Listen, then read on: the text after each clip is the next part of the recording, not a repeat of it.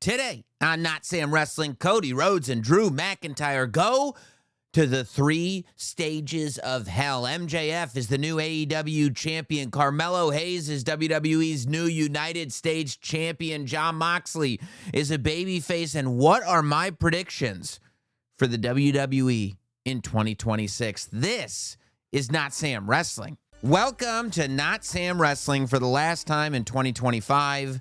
I hope that you had a great Christmas, if that's what you celebrate. Great holiday all around. Hope you're looking forward to ringing in the new year in a healthy, prosperous, and positive way. But we got wrestling to talk about. Not only do we have a lot to talk about in terms of what we can expect in 26, but I mean, in the last week here in 2025, there's still a lot going on. Multiple title changes since we last spoke. I want to tell you a programming note. So, as I hope that you know by now, I did a podcast, 2 podcasts. It was a 2-parter going through the top 12 moments in the WWE, the 12 moments that told the story of WWE in 2025. So those went up last week. If you missed those 2 shows, I would definitely check them out. They're up on the podcast feed. They're up on the YouTube channel. Another programming note, the video for this show is now not only available on the YouTube channel, youtube.com/NotSamWrestling, but also on the Spotify app. So if you're listening to your podcast on Spotify and you like to watch video there, now the video is it's just available in more places. Get that audio and video everywhere that you want to get podcasts. And my third programming note, and this is the biggie. I told you this was coming. I said it might be coming last week. I wasn't ready for it. This is the week. I have spent a lot of time over the last, few weeks. However long it's been. I've spent a lot of time putting together a series of podcasts dedicated to the career of John Cena. You all know that I have in the past dedicated podcasts to telling the story of a certain character, a certain rivalry, a certain period of time in wrestling.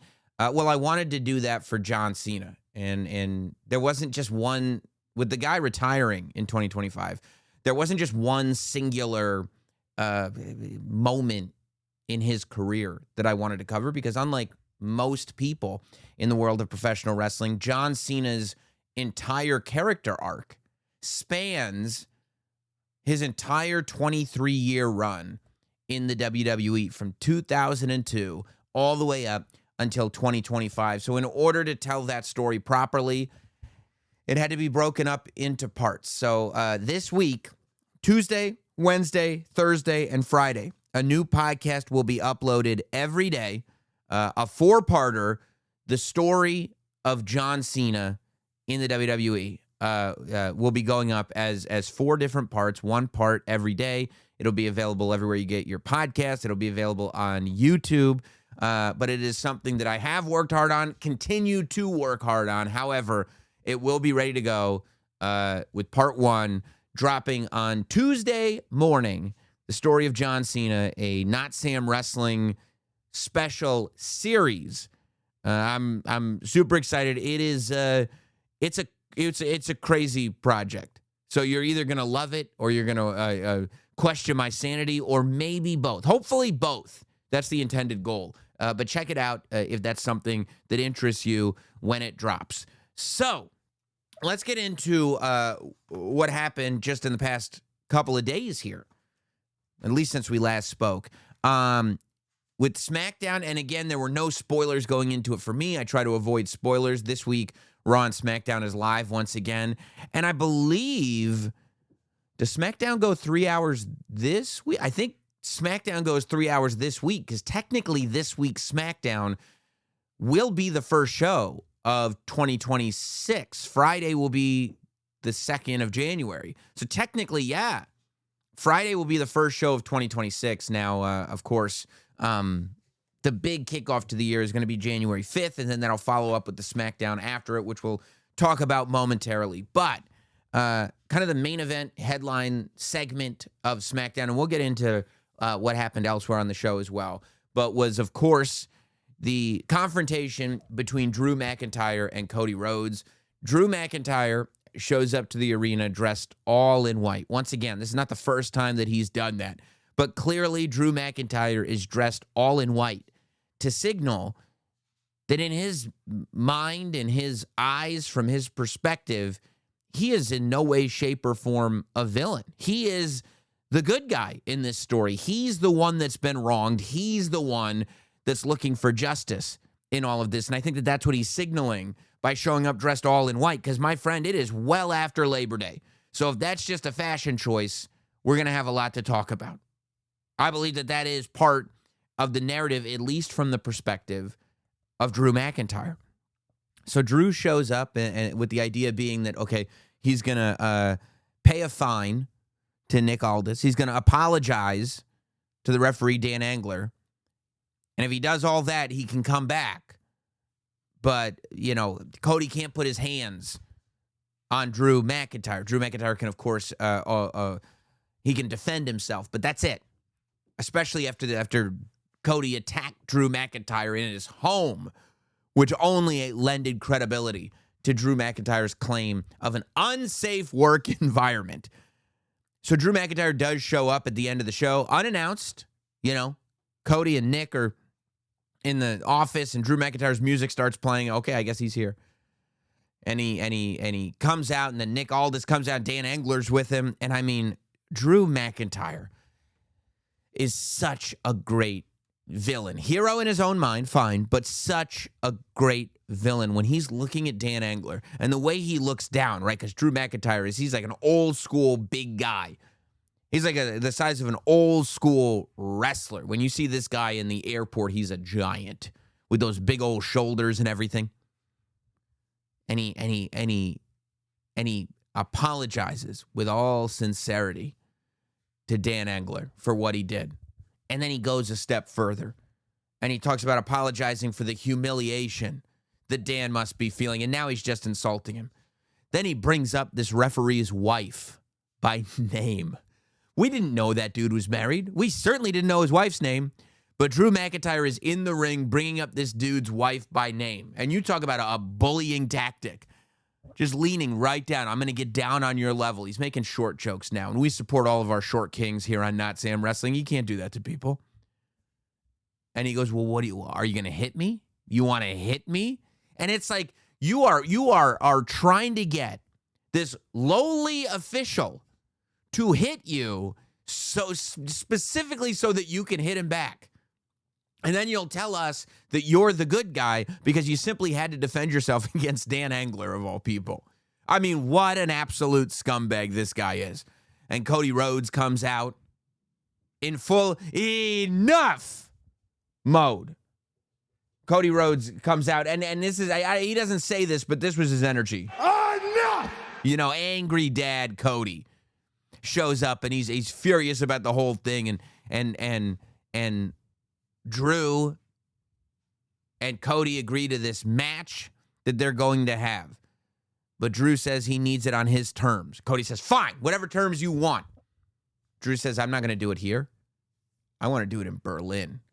Berlin, which I believe is what? Raw is the 5th, 6th, 7th, 8th. I guess that's January 9th, I would imagine. SmackDown in Berlin is going to be January 9th. Let me look that up so I don't sound ill-informed here on Notsam Wrestling. SmackDown will be in Berlin on January 9th. Look at me. From the Uber Arena in Berlin, Germany, is where this WWE Championship match will go down. And it won't be any type of match. Drew McIntyre picks the stipulation, which is 3 stages of hell. In Berlin, Germany, 3 stages of hell. Now, we haven't seen a ton of 3 stages of hell matches. I believe there's been 1, 2, 3, 4. There's been like 5 3 stages of hell matches. And that's in the last 20 plus years. And one of them was actually just promoted as a 2 out of 3 falls match that had different stipulations throughout. But that's basically what it is, right? 3 stages of hell is 2 out of 3 falls, but each fall has a different stipulation. And because it's 3 stages of hell, each stipulation should be more lethal than the last. Now, there have been 3 stages of hell where, like, one of the stages was a lumberjack match, which it's like, well, I don't know, is a lumberjack match going through hell? Like, I don't know if that should really count. So in the history of 3 Stages of Hell matches, I believe that the first one was Triple H versus Stone Cold Steve Austin, with the first fall being a standard match, the second being a street fight, and the third being a cage match. You had Triple H versus Shawn Michaels, which is a street fight, then a cage match, then a ladder match. You had Triple H versus Randy Orton. I wonder whose idea it was to do a 3 Stages of Hell match. You do Triple H versus Randy Orton, which is a standard match, a Falls Count Anywhere match, and a stretcher match. Then you have John Cena versus Ryback, which is kind of that sort of PG era 3 Stages of Hell, where it's a lumberjack match, a tables match, and an ambulance match. John Cena did not have a lot to work with. We'll get into that when we do the John Cena podcast. And then the last one was at TakeOver Toronto, which was Johnny Gargano versus Adam Cole. Again, technically promoted as a 2 out of 3 falls match, but it was 3 Stages of Hell because it was a standard match, then a street fight, then a cage match. Now, to add animosity to all this, Drew McIntyre, because he's got to get Cody all fired up. I mean, it was horrible. It was horrible what this guy said. He looks at Cody Rhodes and he goes, "Oh, and Cody, since you're agreeing to this 3 Stages of Hell match, when I send you directly to hell, make sure you say hello to your dad." It was like, oh, come on. Come on. We're getting back into CM Punk. I prayed for this, and it happened. Like, it's just like remorseless, no conscience, Drew McIntyre. Just savagery upon savagery. And, of course, then Cody goes right after Drew. He gets pulled back a little bit, which gives Drew just enough time to be ready, and boom. Claymore to Cody Rhodes. Drew stands above Cody Rhodes with the WWE Championship held in the air. So I was thinking about, okay, like, if I had to pick, because we don't know what the stipulations are just yet. I'm assuming we'll find out on Friday, what the stipulations will be. But the stipulations, I would pick, I'm not going to do lumberjack match or like ambulance match or stuff like that. I'd like to see, like, the whole idea of this is that it's a blood feud, right? And this should be kind of the blow-off match. Because realistically, so obviously this week, not this week that we're in, but this week that this match is in, next week, so January 5th to the 9th, you're doing a massive Raw as the first Raw of the year. And then clearly, the fact that this match is being booked on a SmackDown, that's a massive SmackDown. I also think that in this case, a 3-hour SmackDown is going to be made a lot easier by the fact that this match in and of itself is probably going to take 40 minutes, at least, to do a great 3 Stages of Hell match. And I believe that this will be a great 3 Stages of Hell match. I think Cody and Drew are going to tear the house down. I think this is a culmination of what's been being built up. I think that there have been doubters that Cody and Drew are probably aware of. And I think that this is the moment where they silence the doubters. And they go, this is what we have to deliver to you. Cody is the ultimate good guy. However, as the ultimate good guy that's now developed an edge where he has to remind people, I'm QB1. I'm the one who makes the rules, and I don't work for you. I love that. I love that, Cody Rhodes. And Drew McIntyre at his just absolute most dastardly. Drew McIntyre talking about saying hello to people's dads in hell. Terrible. Terrible. I mean, amazing, but terrible. So for me, if I'm picking the stips on this, I would go Falls Count Anywhere to start, because then you're just going balls to the wall. And if you do Falls Count Anywhere, you could have either guy win, and there's a reason to get it done, right? So Falls Count Anywhere to start. Then you have to get these guys back to the ring somehow. They're out there in the crowd. They're out of where the Berlin Wall used to be. Who knows where they are? They're somewhere in Berlin, Germany. Now we got to get them back to the ring. Because the second stage of hell is going to be the exact opposite of a Falls Count Anywhere match. The second stage of hell is going to be a cage match. See, in that first stage, it was Falls Count Anywhere, so they were all over the place. They were all over the arena doing all kinds of tricks. Now you've got a cage match where they absolutely have to stay in this ring. And whoever wins that is going to deserve to win it.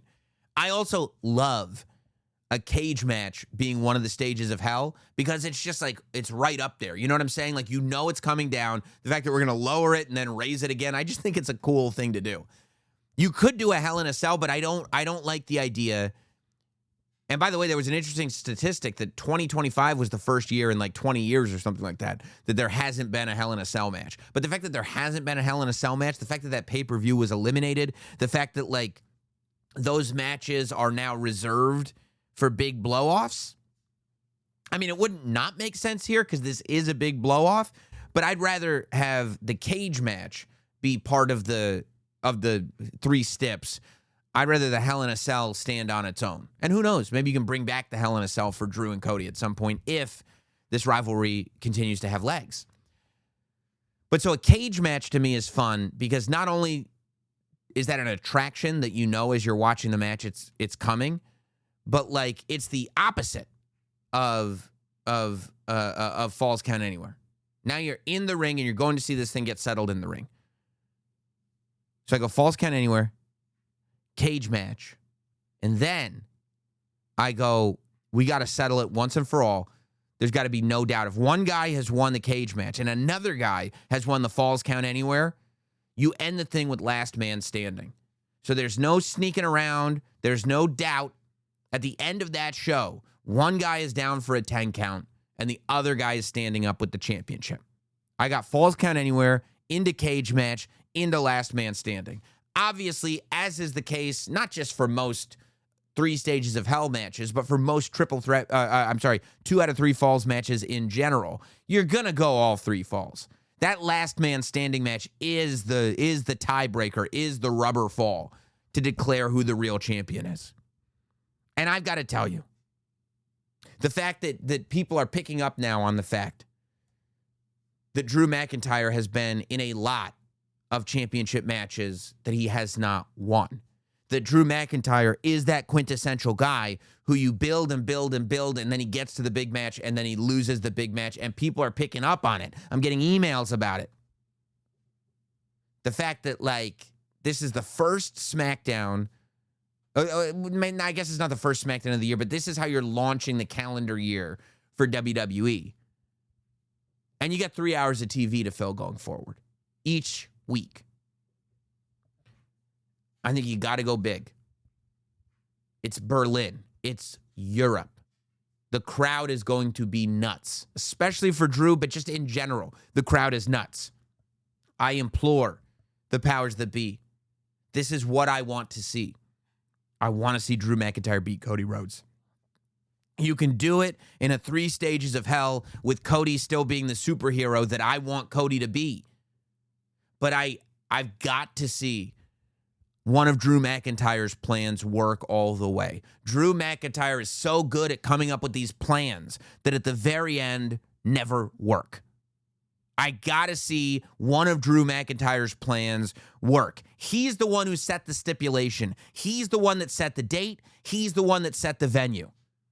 I saw him lose to Cody Rhodes at WrestlePalooza. I saw him not able to beat Cody Rhodes in that impromptu match at SmackDown. Like, no more. In the words of Cody Rhodes, enough! It's time. Put the title on Drew McIntyre.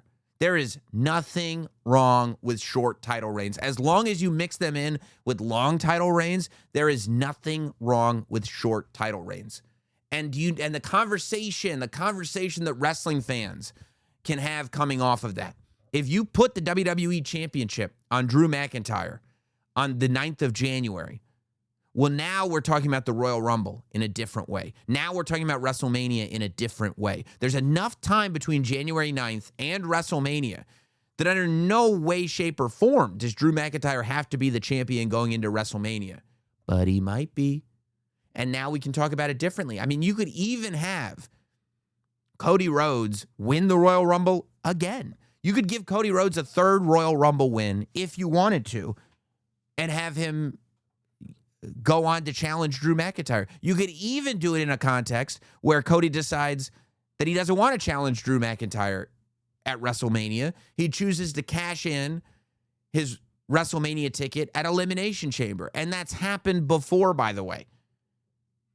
John Cena did it. Trust me, I know. I've been doing a lot of John Cena research where he went a pay-per-view early and cashed in for his championship match that he won in the Royal Rumble. Like, there is precedent for it. It doesn't always have to be the sort of long play thing that makes absolute sense. Sometimes throwing a little chaos in the mix is a good thing. Look at WrestleMania 40. I think that there's no reason to assume. I get it if you want Cody Rhodes to walk into WrestleMania as WWE champion. That makes perfect sense to me. But that doesn't mean he has to hold it from now until WrestleMania. And he doesn't even have to win the Royal Rumble. Cody Rhodes could just simply have another shot at Drew McIntyre at the Elimination Chamber pay-per-view. Cody Rhodes could have another match with Drew McIntyre at the Royal Rumble pay-per-view. I mean, it is true. Cody could win it back at the Rumble later in the month. Like, Drew McIntyre could hold that title for 3 weeks until the Rumble, and then Cody wins it back. Perfectly fine with that. Or Drew holds it for, 6 or 7 weeks, and Cody wins it back at the Elimination Chamber. Fine with that as well. Cody becomes a 3-time WWE champion before WrestleMania. Fine with that. And then the story going into WrestleMania is Cody just got the title back. But ever since he lost it to John Cena, his grip hasn't been as tight on that title as it used to be. Cody held that title for a year, then he lost it to John Cena. Then he gets it back, then he lost it to Drew McIntyre. Then he gets it back. What if he loses it again? What if he just can't keep his grip on that WWE championship? That's a whole story to tell going into WrestleMania. But most importantly, in the short term, it gives us this moment with Drew. It doesn't kill Cody even remotely. You could have somebody else beat Drew McIntyre for the title. You could have CM Punk beat Drew McIntyre for the title. You could have CM Punk lose to Braun Breaker. Then at Elimination Chamber, he reignites this rivalry with Drew McIntyre. CM Punk beats Drew McIntyre for the title. And now Cody wins the Elimination Chamber. You got Cody versus Punk at WrestleMania. There's a million things you could do. I'm not even advocating for that specifically. But I just think the whole world opens up. If you're telling me I can get one title change, because I've also said it would be really cool to see Braun Breaker win the title from CM Punk at Raw on the 5th in Brooklyn. And it would be really cool. But I don't think it would be as cool as seeing Drew McIntyre win. I think there are far more people that don't think Drew McIntyre is going to win. I think with the amount of title matches that Drew has had, people are going to go into this 3 stages of hell match thinking Cody's going to get pushed to the brink, and then he's going to pull it out, and Cody's going to win. What if this time Cody doesn't win? Cody rarely loses. What if this time Cody does not win? Hell, what if Obafemi shows up? What if Drew McIntyre wins the championship, and before we even get to WrestleMania, Obafemi shows up to cash in on what he and Drew McIntyre had going on at Saturday night's main event? What if Drew McIntyre does indeed end up taking the title all the way to WrestleMania? And we get Drew McIntyre versus Roman Reigns or Cody Rhodes or CM Punk or whoever it is at WrestleMania. And Drew McIntyre retains, and then Obafemi shows up on the night after WrestleMania to challenge Drew McIntyre. Like, when I look at Drew McIntyre winning the title, for me, I look at it like there's a tree of possibilities under Drew wins the title on January 9th. And there's just all this stuff that you can do. And you can almost like read the tea leaves. Just go week by week, figuring out like how are people responding to Drew McIntyre winning that title. You know what I'm saying? And then make your pick like as you go. That's kind of how I would do it. What is he like as a champion? Here's the one direction we could go in, but here's 3 different directions we could go in. We're just going to watch the reaction. We're going to look at the response. We're going to see what's going on, and then just kind of, boom, go in that direction because it will best serve what the response has been. You know, it's like a comedian who has this premise for a joke. And he kind of starts getting into the bare bones of the joke, but he listens to the audience. And he goes, this audience is into this premise. Let me keep developing the joke and keep developing the joke and keep developing the joke. Or the audience gets it. They don't need it anymore. Time to move on to the next joke. No reason you can't do that with stories like this, especially because WWE is in this unique position where they have so many people at the top of the card and plenty of people looking to move in to the top of the card. Not only guys from NXT, but the main roster guys, the LA Knights of the world, the Jacob Fatus of the world. What if all of a sudden Jacob Fatu comes back for revenge on Drew McIntyre? You find out Drew McIntyre's the one that attacked Jacob Fatu. Drew McIntyre's the champion now. And for the next month, we have a program of Jacob Fatu chasing Drew McIntyre for the WWE Championship. Doesn't that sound like something that might interest you? It does for me. I'm just saying, man. If it's up to me, easy pick. Drew McIntyre wins that title in Berlin. And then we go from there. I would love to see the title go back on Cody by WrestleMania. But WrestleMania is a long way away. WrestleMania is the end of April. This is the beginning of January. You got all of January, all of February, all of March, and most of April. 3.5 months. There's no reason to, we got to do this now in January because in 3.5 months it's WrestleMania. That's 3.5 months to just play with and have fun with and build interest with. And I feel like this will build a lot of interest and intrigue. So I think that Drew McIntyre should absolutely win the title, and I'm sure we'll keep talking about that match as the days go on, because it's not till January 9th. Over the weekend, though, we had AEW Worlds End pay-per-view, which was great. I mean, AEW does not miss with these pay-per-views, but there were, some key storytelling moments that I thought were really, really good. Most of all, Jon Moxley turning babyface was it was a sight to see, man. It was wild to see. I love, and this is why, you can tell such great stories with professional wrestling. I don't think there's any medium that I like more than professional wrestling to tell stories, because it's especially when it's not just in words, action relays this story to an audience that then responds, letting you know they've gotten the story. What do I mean when I say this? Well, there are people who probably don't watch the show that just need to have a hot take that will go I don't understand. Why was his promo so different than it was before? If you listen to the audience during Mox's match with Kyle Fletcher to start the night, the semifinal of the Continental Classic, they're chanting Mox. They're chanting for Jon Moxley. Jon Moxley has been the biggest heel in that company all year long, to the point that people go, well, I cannot watch this show anymore because I hate that guy so much. The whole world, in terms of people who talk about wrestling, which to me is the whole world, we're talking about how, Mox is over here in La La Land doing God knows what. None of his stuff makes any sense, and it makes me want to turn off the channel. How can you have the belt in the briefcase the whole time? This is so dumb. He just keeps beating everybody. Then he gets beat at All In by Hangman Page. And you go, well, that should be the end of the Death Riders, right? And it isn't. And you go, well, this is Gaga stuff. This makes no sense to me. How is this not the end of the Death Riders? And after he lost to Hangman Page, after losing seldom, in general, but especially with this Death Riders run, Mox never lost. He loses to multiple people. He loses to Darby Allin. He starts losing some of the matches, not all of them because he's got to get to the finals, but losing a couple matches in the Continental Classic, and including one against Claudio Castagnoli, his Death Riders crewmate. And you're going, huh? Why are the Death Riders going to turn on him? Is this? And it's no. You realized at the pay-per-view that what was going on is that a story was being told, in my opinion, through all of these losses that Mox was facing as he went on past All In. Right? That he was humbled at All In. And then he continued to be humbled after All In and through this Continental Classic tournament. And he was kind of learning a lesson more and more throughout this tournament. The whole way through, he was huh.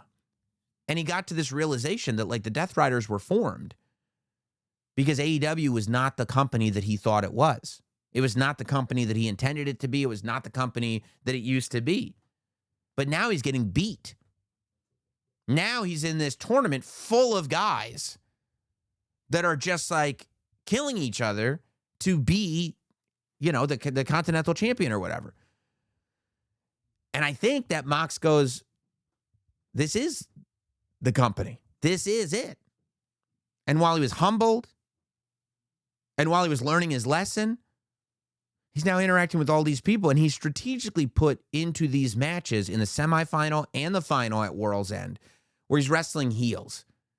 He's wrestling Kyle Fletcher, who's spent a lot of time developing that heel persona, and he's wrestling Okada, who has not only spent a lot of time developing this heel persona, but even in the semifinal match with Takeshita, he beat him with the help of a screwdriver, and nobody's cheating in these Continental Classic matches. But Okada, with the help of the screwdriver, and then to add insult to injury, while the camera's right on him so that we all can see watching at home, takes the screwdriver out of his tights, throws it under the ring. I mean, just a dastardly guy.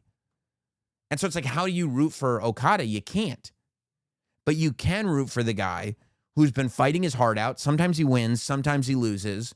But that's Mox, and all of a sudden you remember the old Jon Moxley. You remember the old Jon Moxley that you would get behind, that you would rally behind. And he finally sticks it out. And he's able to beat both of these heels. And he's able to do it by wrestling great matches. And he's able to do it without, without the deathmatch stuff, without getting beat himself. He's just able to remind everybody what he's capable of. And not only are the fans cheering during his matches, which they were not doing before, and he was able to turn, like people say the promo is the babyface turn, but the promo is the acceptance of the babyface turn, because the babyface turn actually happened within the matches, which is something that I love to see, because I love when you can tell wrestling stories within matches. And then he gets on the mic and he compliments everybody in AEW, in the Continental Classic. The rest of the Death Riders are looking on, not 100% sure. They're not looking like cartoon confused. They're kind of reactionless, as Mox is kind of giving credit to everybody in AEW and the fans and everybody that was in this tournament, not looking to lock the belt up in a briefcase, almost like the lesson has been taught and we're all good. But you've got to wonder if the Death Riders feel the same way. You've got to wonder, when you start a group like that, when you start a cult, and you as the leader go, okay, our work here is done.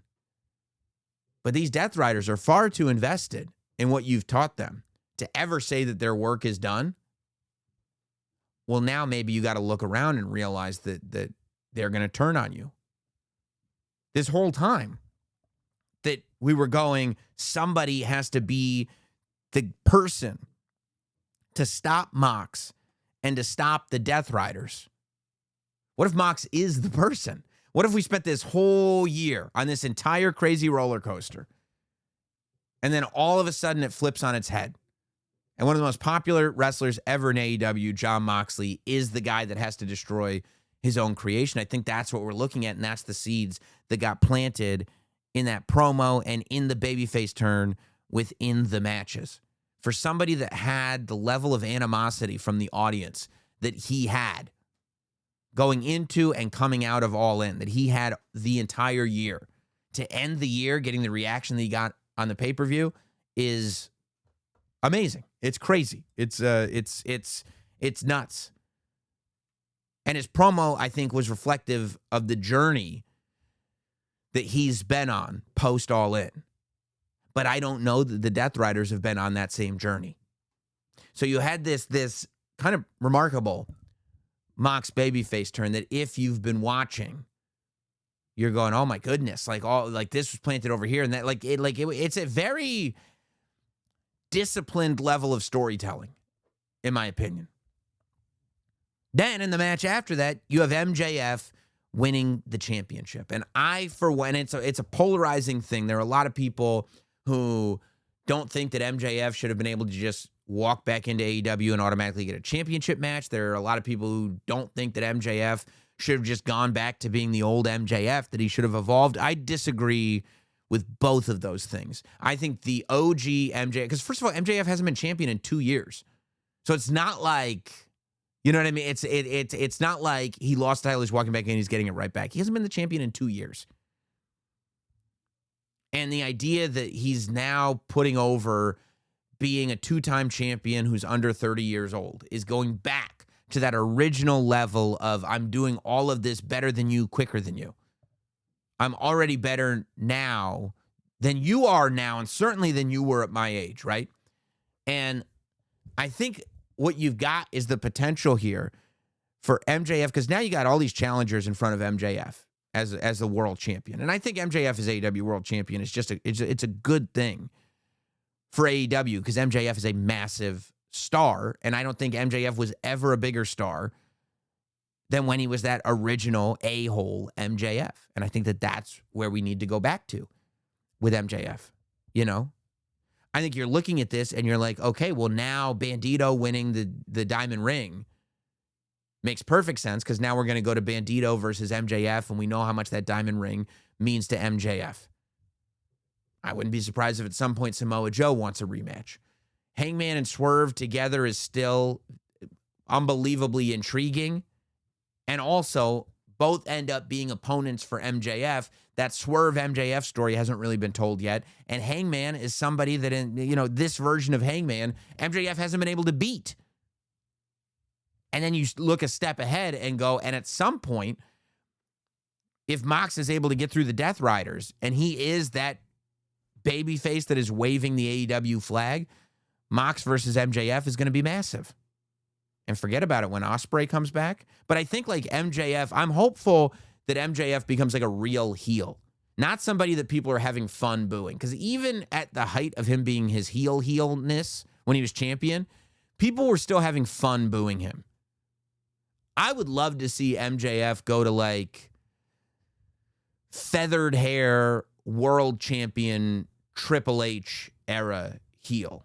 Where it's like he's a real heel. Where the internet is convinced they don't like him and audiences are convinced they don't like him. And he's like gotten everybody together. We boo Triple H. We cheer the other guy. Because that was some of Triple H's most amazing work, especially because it was coming right off of being the biggest good guy, right? Returning, getting to the Rumble, winning it, winning the championship at WrestleMania, that big reaction he got at Madison Square Garden.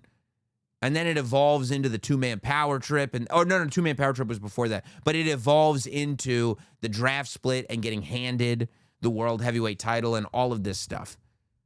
Like the same way MJF kind of got handed that championship match should be the same way. And he didn't get handed the championship match. He had the contract for it that he had won.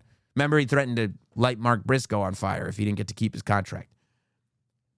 But I'd love for there to be this like sort of narrative of MJF holding people back, of MJF taking, all of the opportunities for himself, of all of this. Because then I think you build MJF as a real heel and get some real baby faces around him. And I think it could be really, really cool. The other thing I liked about the show, I really liked the Mixed Nuts Madness match, just because it was fun, man. It was a fun, entertaining match. I thought, getting that moment of Roderick Strong and Marina Shafir in the ring together was super fun. And like the Toni Storm, Orange Cassidy dancing spot was unbelievable. The chemistry that Orange Cassidy and Toni Storm have together, that's the type of thing that becomes a major, major attraction on a show. It was great. I love Mixed Nuts Madness. So yeah. Real fun show from AEW over the weekend. I want to get in to my 2026 predictions. And these are mainly, I think they're pretty much all WWE based, but we're sitting here and we're looking at 2026. And people, what do you think 2026? And I've already told you, my broad strokes for 2026 are that I think it's going to be a big year for new talent. I think that the WWE roster is to a certain extent going to get reformed. And I think that a lot of that's going to be call-ups from NXT. I think a lot of that's going to be from like, are people on the main roster going to get moved up finally, or are they not going to get moved up at all? We'll probably get those answers. This is right now, we don't know what the story is going to be. We don't have Cody Rhodes finishing the story. We don't have John Cena doing a retirement year. So what do we have? Right now, we don't know. I think all of that gets answered the week of January 5th, or at least that story starts to get told. But I think it is going to be a lot about that fresh blood coming in, about that new blood coming in, and about these new stories being told. I think Braun Breaker getting the World Championship opportunity on the 5th of January is not a coincidence. I think the fact that we had Javon Evans on Raw going like, oh, he's going to be a free agent soon is not a coincidence. I think the fact that on SmackDown you have Trick Williams in Nick Aldis's office. I think the fact that on SmackDown you have Obafemi vignettes. I think it's all going to happen, and it's all going to happen very, very quickly as 2026 starts. But like real predictions here, right? Here's what I would like to see happen in 2026, what I think may happen in 2026. These are my 2026 predictions. Number one, I think we will get Chris Jericho returning to the WWE. I think if there is one thing that has been proven by the John Cena retirement run, it's that nostalgia in WWE works. And I don't think that that's news to any of us. I think that we all know that we love celebrating somebody's career in the WWE. And that's been that case since, I think the first true example of this might have been WrestleMania 18. And the fact that Hulk Hogan came back and we didn't want him as NWO Hogan. We wanted to celebrate him as the Hulkster and to celebrate the legacy that he made in the WWE.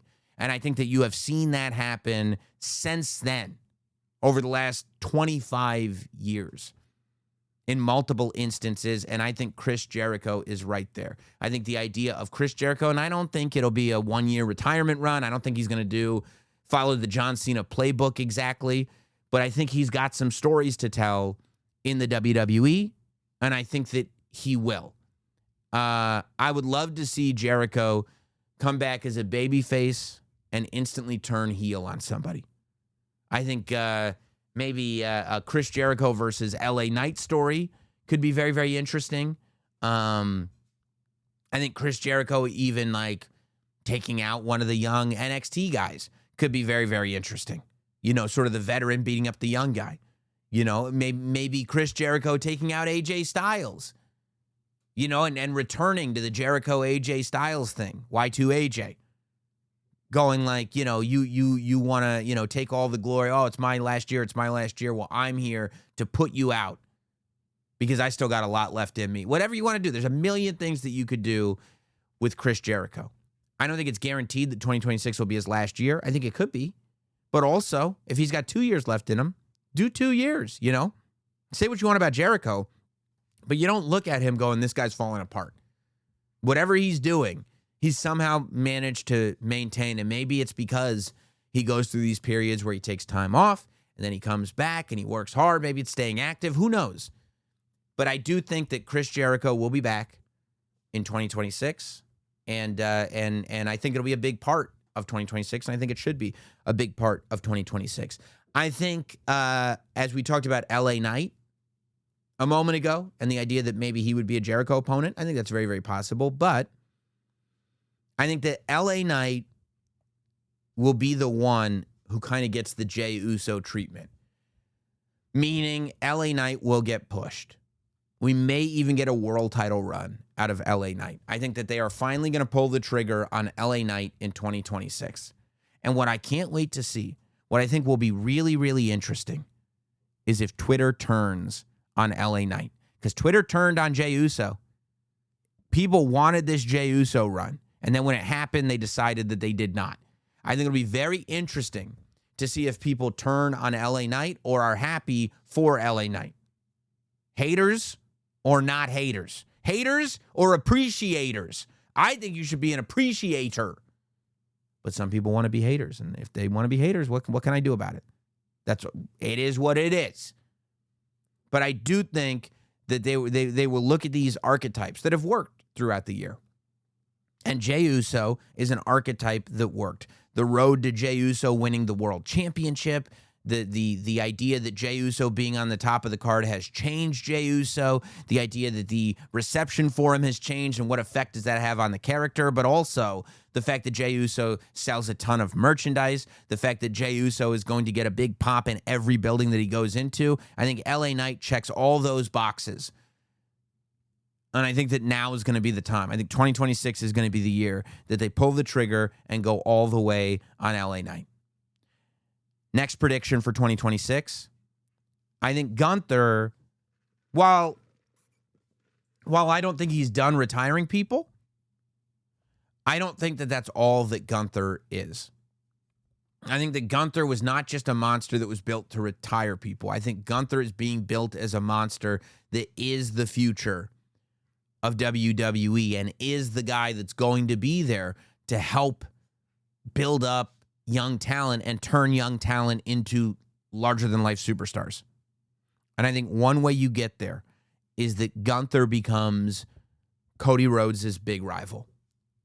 I think Cody Rhodes, not only do I think is Cody Rhodes not going to turn heel, I think Cody Rhodes is going to double down on being a babyface because he's a great babyface. And I think Gunther is going to double down on being a heel because he's a great heel. And I think Gunther versus Cody Rhodes is going to be one of, if not the marquee programs of 2026. I don't know that that's going to be your WrestleMania match. It could. I don't know if it's going to be your WrestleMania match. I mean, hell, we were talking earlier about the idea that, like, if Drew McIntyre were to take the WWE Championship from Cody Rhodes, what if Drew McIntyre took the WWE Championship from Cody Rhodes and then Gunther won the Royal Rumble and then Gunther beat Drew McIntyre at WrestleMania? Well, now you've got Cody Rhodes chasing Gunther for the WWE Championship. I think that that's a real possibility. That you could end up in a situation where Cody Rhodes has to beat Gunther to get the title back, not to just not to defend the title. I think that that's very possible. Gunther could be WWE champion in 2026. That's not on my list. My list is Gunther will be Cody's biggest rival of the year. And there's various different ways you could do it.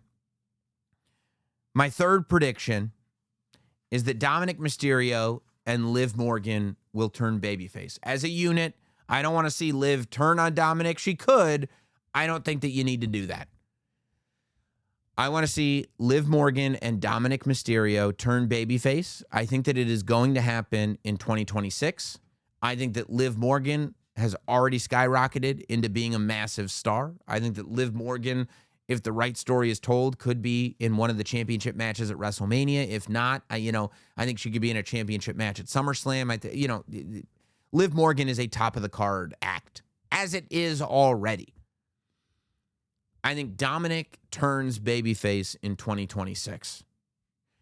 But I think that the work is put in for Dominic to turn babyface in 2026, and then everything is in position for Dominic to be the guy in 2027.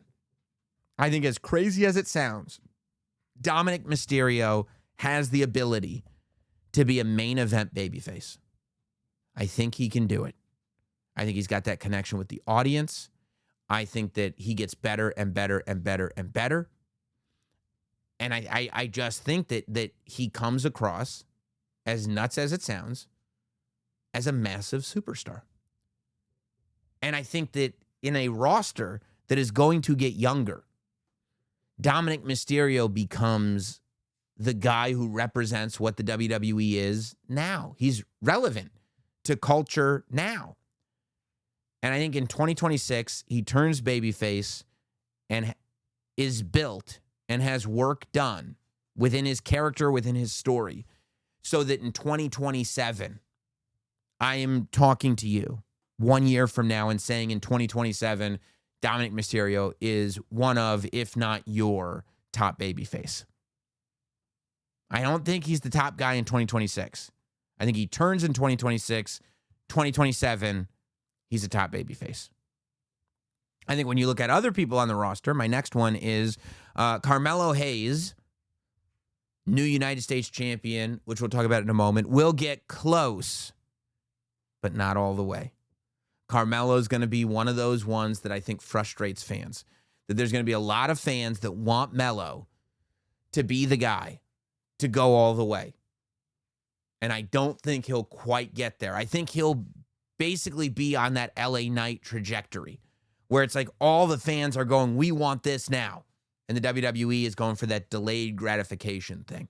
I think Carmelo will be that delayed gratification. And again, I wouldn't be surprised if we're saying in another year or two, okay, they're going to pull the trigger on Melo, and it'll be interesting to see if people are still on board with Carmelo Hayes. Not to say I have any doubt that they would be, but just to say that's the way people work. I think he'll have a great year. I think Melo will have the type of year that leaves fans saying, okay, he's our guy. And I don't understand why he's not the guy yet, but he won't be the guy yet. I think this is not a tough one to think. Leon Slater will be in WWE in 2026. In 2026, Leon Slater will be a WWE superstar, and he'll be great.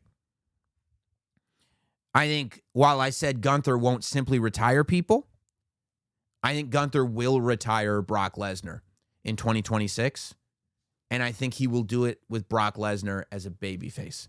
I don't think Gunther is turning babyface. But Brock Lesnar is a great babyface. We know this. Cowboy Brock was beloved. We know Brock Lesnar is a great babyface. We know Gunther is a great heel. I think Brock Lesnar turns babyface sometime after WrestleMania.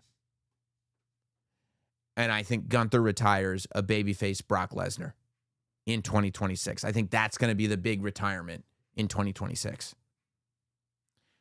I think Rhea Ripley is going to have the biggest year of her career in 2026. Can you believe that? What a statement. Rhea Ripley is going to have the biggest year of her career in 2026. There is something about Rhea Ripley right now, and maybe it's because she's not in the title picture. Maybe it's because she's doing the tag team thing right now, and she's stepped away from that singles main event scene for the time being. But I look at Rhea Ripley when she comes out. I listen to the reactions that she gets when she comes out, and it is so different from everybody else. In the history of WWE, I can think of one instance when the top superstar in the company, in terms of my own perception, in terms of like who's the biggest wrestler right now, for a period of time in 2019, it was Becky Lynch. The man, Becky Lynch, was, to me, the biggest superstar in the company. And in that moment, I watch Rhea Ripley coming out right now, and I go, that could be the biggest star in the company. I mean, she is just locked in. She's figured everything out. She is locked all the way in. And all she needs is the right story and the right opponent, and it's the biggest thing in the company. I think in 2026, we'll get reminded of that. I think in 2026, we'll see that Rhea Ripley has gotten even better under people's noses. You know, I think that we haven't been paying as much attention to Rhea Ripley as in years past. But as they say in The Count of Monte Cristo, so neglect becomes our ally. Because then you turn around and you go, oh my God, when did she get even better? While you were looking over there. She was getting better and better and better and better. And I think that we see that in 2026, and we realize that Rhea Ripley is having the biggest year of her career. And maybe towards the end of 2026, maybe going into 2027, we really can have a conversation about whether or not she's the biggest star in the company. But I think she'll have her biggest year in her career in 2026. I think in 2026, people have said that this could happen at some point. I think in 2026, Logan Paul will win a world title. Whether it's the World Heavyweight title, whether it's the WWE Championship, or the Speed Championship. I'm kidding. Whether it's the WWE Championship or the World title, World Heavyweight Championship. I think Logan Paul becomes a world champion in 2026.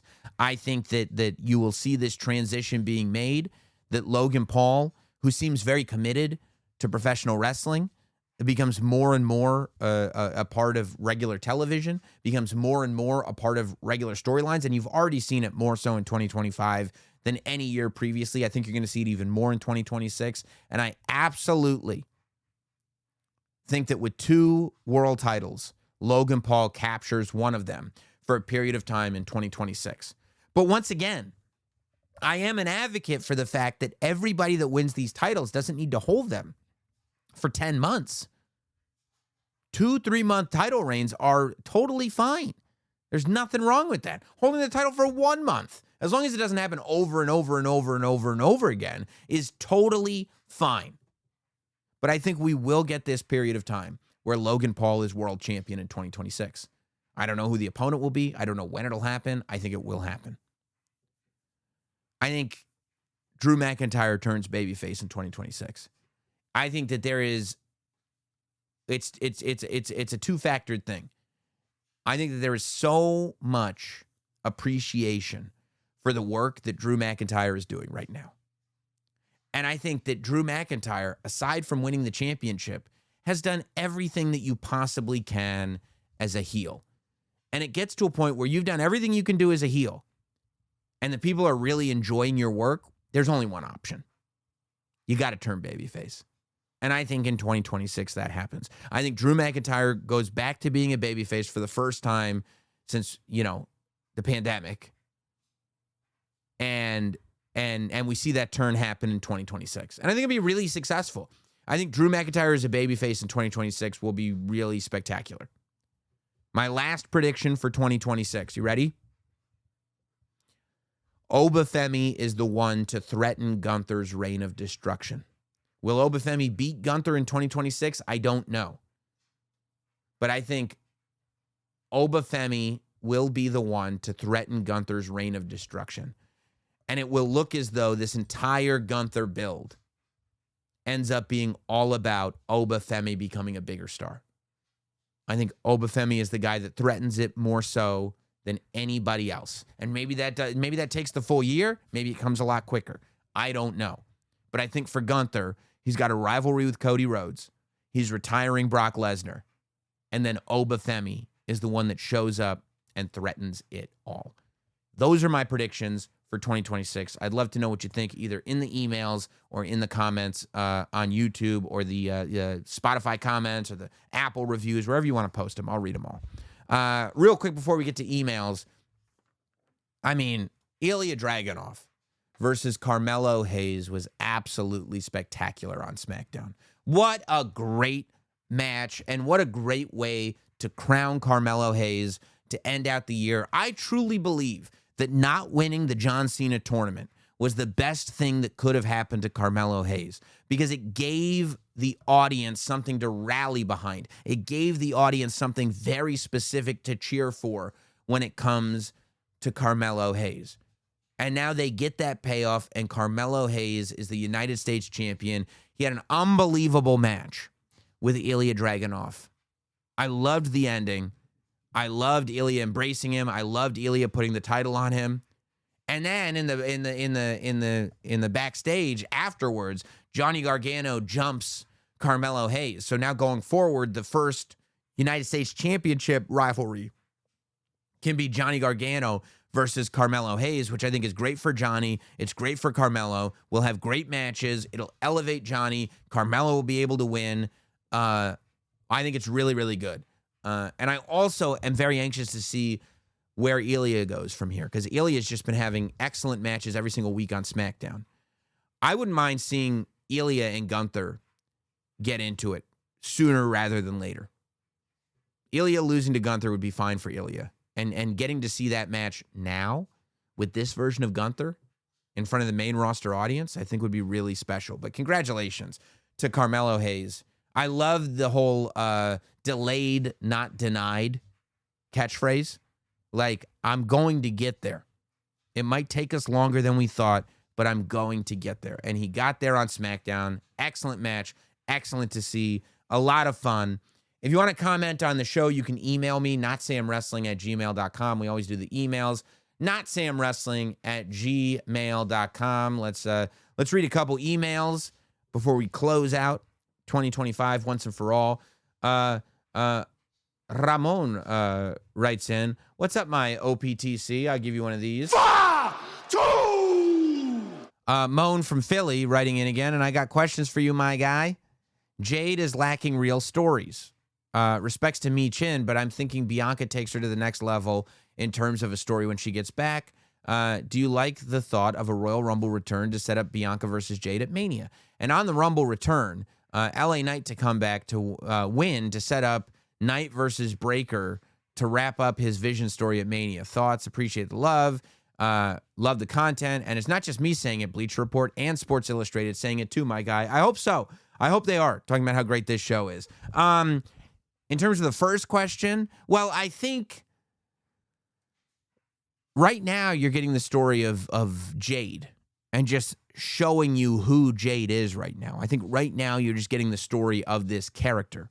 You're not involved in a rivalry at the moment, but that's also because, maybe you're waiting for the opportunity to put on that first big match. If Jade is not going to be a part of the show in Berlin or have something like that, like if the next show isn't until Royal Rumble, well, then you don't want to get something started, a month, 5 weeks, 6 weeks before you're actually going to finally settle it, I don't think. Especially if it's her first kind of rivalry and you haven't even had the opportunity to fully sort of solidify and tell the story of who this character is.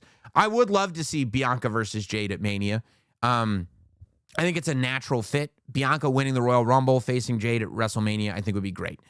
In terms of your other question, no, I don't think LA Knight versus Braun Breaker is the WrestleMania World Heavyweight Championship match. I just think that there's you one of those guys you'd want a sort of solidified headline person or something like that. You don't want to put two guys who haven't been in a WrestleMania championship match in that WrestleMania championship match right off the bat because it's not fair to either of them, right? I think that those title matches need to be big. Otherwise, LA Knight versus Braun Breaker is not going to be the main event of WrestleMania this year. So,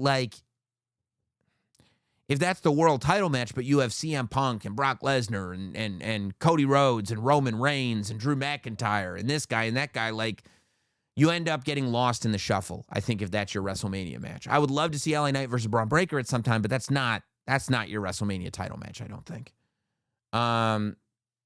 Let's go to Joe, who writes in, Sam, my OPTC, I must admit, I was wrong. Wow, that's tough. I must admit I was, I'm sorry, among, not wrong, among the doubters on Austin Theory joining the Vision. I never doubted his wrestling ability, but I just couldn't see the character. My doubts were immediately erased the second he took off his mask. The buzz cut, the short beard, it's storytelling. It lets you know that this character has changed. It fits, and you were right. Crazy Austin Theory. What if the former acolyte of the Monday Night Messiah is infiltrating the Vision for Seth? Joe, I don't mind it. I don't mind it at all. For me, here's the only reason I wouldn't do it myself. I want Seth Rollins to return when he does, like John Wick. There is this idea that what if Austin Theory is somebody that Seth Rollins is putting into the Vision as like a double agent, which would be cool. But I want Seth Rollins to be this lone vigilante. I want Seth Rollins to come back full John Wick with his list of enemies. And now that list of enemies includes Braun Breaker, Bronson Reed, Logan Paul, Austin Theory, CM Punk, Roman Reigns. And he is on a one-man mission to take down absolutely everybody. And eventually he's able to look at Paul Heyman in the face. And Paul Heyman has no one around him anymore. That is how I want Rollins to come back. I mean, in my head, Rollins is even wearing the John Wick suit with the black tie and everything. The Reservoir Dog suit. Do I like the idea of Austin Theory being a double agent? Sure, I think that's a lot of fun. But even more so, I like the idea of Seth Rollins coming back full John Wick. And the same way that guy went, you killed John Wick's dog. They go, you took Seth Rollins' title. You know what I mean? It's too good. Too good for me. Harris writes in, I acknowledge you, my OPTC from Leeds, England. Appreciate that. 20 miles away from Leon Slater's birth city. No, I know Leeds. I know all about Leeds. Where do you see Sami Zayn in 2026? So much of his end of the year was built around aspirations for a world title. That's true. Does that happen in 2026? Potentially Drew's WrestleMania opponent after winning the Rumble, assuming Drew wins.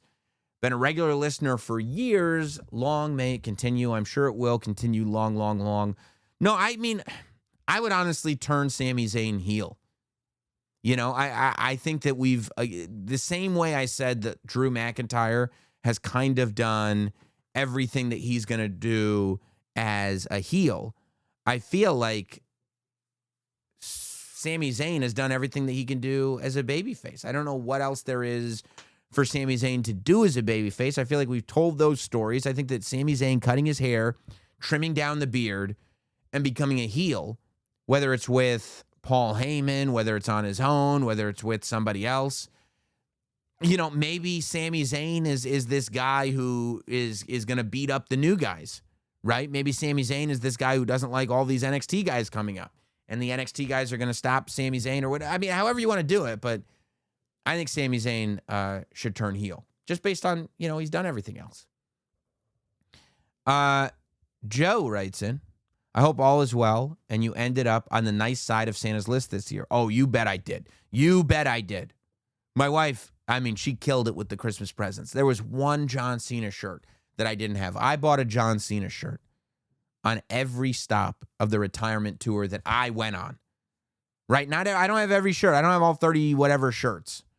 But so I went to Toronto. I got the Toronto shirt. I wish that they had done in Vegas. He was on SmackDown and WrestleMania and Raw. Should have been 3 Vegas shirts. I wish there were 3 Vegas shirts. There was just the 1 Vegas shirt, but I got the Vegas shirt. There were 2 New York shirts or New Jersey shirts because he was on SmackDown with one and SummerSlam with the other, Giants and Jets. Got all the shirts. One shirt I didn't get. And I don't even know if they count this officially, but it is official. It was the shirt that they put out for Fanatics Fest. Fanatics Fest had an exclusive The Last Time Is Now New York City t-shirt, which was not the same as the New York Yankees Madison Square Garden one. And I never got it. And Fanatics Fest is when he jumped across the table and gave me a hug. And I never got it, and it never ended up on WWE Shop, and I thought it was just lost, you know, but my wife was able to find one on eBay, pay exorbitant money for it, and give it to me for Christmas. So I did very, very well for myself. I got my whole Cena collection, by the way, and I posted a picture of it on Notsam Wrestling on Instagram, if you want to check it out. Can you give your opinion on the ongoing feud between Aleister Black and Damian Priest? It feels like it's lost some luster and plateaued. Do you see it ending after the next match? Man, I got to tell you, Joe, I was thinking about that myself. I was watching SmackDown this week and thinking like, okay, this has been going on for a little bit. You know, he lit his face on fire. Like, I go, I don't really want Aleister Black to lose because I like the whole Aleister Black gimmick. But at the same time, like, I wanted Damian Priest to prosper. I would team up. I would turn Priest and team him up with Aleister Black. I would make Priest and Black just like a super duo. I don't think there's any reason for them to exist separate. And you know what I might do? I might have like Damian Priest turn on Rhea Ripley or something like that. I might have him turn on Rhea Ripley or turn like somebody beloved. Like do another mixed tag rematch to settle it all, and then have Priest turn on Rhea. Oh, people would hate it.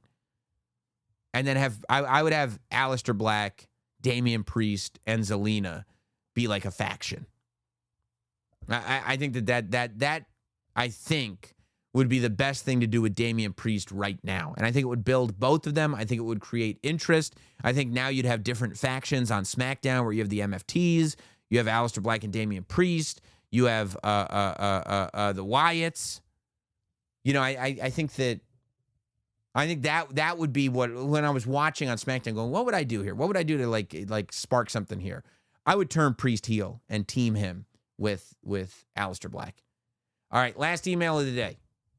This one, Alvis from India writes in, appreciate you, dog. I'm glad I went to this one. Coming all the way from India.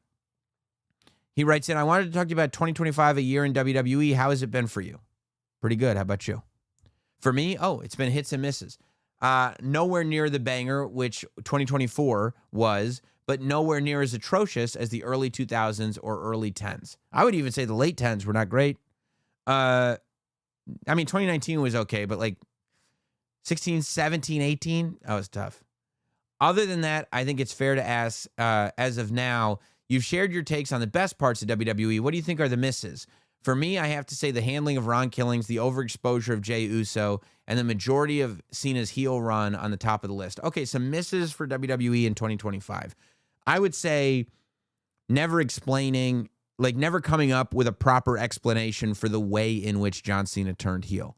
I think that there was like enough of a explanation as to why he was a heel if you listen to his promos, but the way in which he turned heel and The Rock being there and everything, they just never bothered to explain that. I think that was a miss. Let's see. I think it's not so much the overexposure of Jey Uso, but I think the going back and forth on Jey Uso, whether it was like, is he a confident champion or is he not? Is he going back with Roman or is he not? Is he going to turn on Jimmy or is he going to team with Jimmy? Like, I think being wishy-washy on that stuff was a miss. I would have loved to see Roman back full-time in a story, but there's nothing you could do there. I don't think about misses with anybody all that much. But those were some of them. I'm trying to think if there are any others that pop like top of mind. I'm sure you'll remind me. And if you do, you can call me out and I'll address them one way or the other for sure. I didn't mind the R-Truth thing. I guess I don't think it was ever going to be this thing where he was going to be a main event wrestler. And like, they brought back R-Truth because we wanted R-Truth back. So why would they give us something that wasn't R-Truth? I think that maybe like they kind of veered off course a little bit and then had to get it back. That might have been, but I don't know. I wasn't as bothered by it, but I know some people were. Obviously the main event for WrestleMania was a miss. With Travis Scott coming out and the whole, that's on the list. Yeah. Let me know what you thought. Let me know. I guess. By next week, we'll be full into 2026. Can you believe it? Appreciate you guys hanging with me all year. This has been a super fun year for Notsam Wrestling and the expansion. This 1 year alone, we started 2025 with just having Notsam Wrestling. Within this calendar year, we've added Raw Recap with Megan Morant, which I'm not only doing every week now, but also the PLE recaps, the PLE previews, the additional stuff that we do. I can't tell you how much fun that is on the WWE's Raw Recap podcast feed and the WWE YouTube channel, but also expanded this podcast into a radio show on SiriusXM called Notsam Wrestling Live. So this has certainly been, I think, the year where this podcast, and I look at Raw Recap as something that expanded off of this because it's clearly rooted in what we've created here. And getting to do stuff with Megan and everything. And you guys watch that. Having Megan be a part of this show regularly and that evolving into what Megan and I do over there is just, it's an amazing, amazing thing. So this was a year that I did not see coming, a year that's been really, really wonderful, a year that's seen a lot of growth across kind of everything with this show. And I'm happy that as this show has grown, as I've grown, as Not Sam has grown, this podcast is going nowhere for the last 584 weeks. It ain't going nowhere. And it will continue to not go nowhere in 2026. Thank all of you guys. Don't forget to subscribe, hit like, hit whatever, interact with it wherever you check it out. Tell all your friends about it, and we will see you in 2026. However, before then, keep it locked, subscribed, and listening every day for the Story of John Cena podcasts that dropped this week. Have a good one, everybody.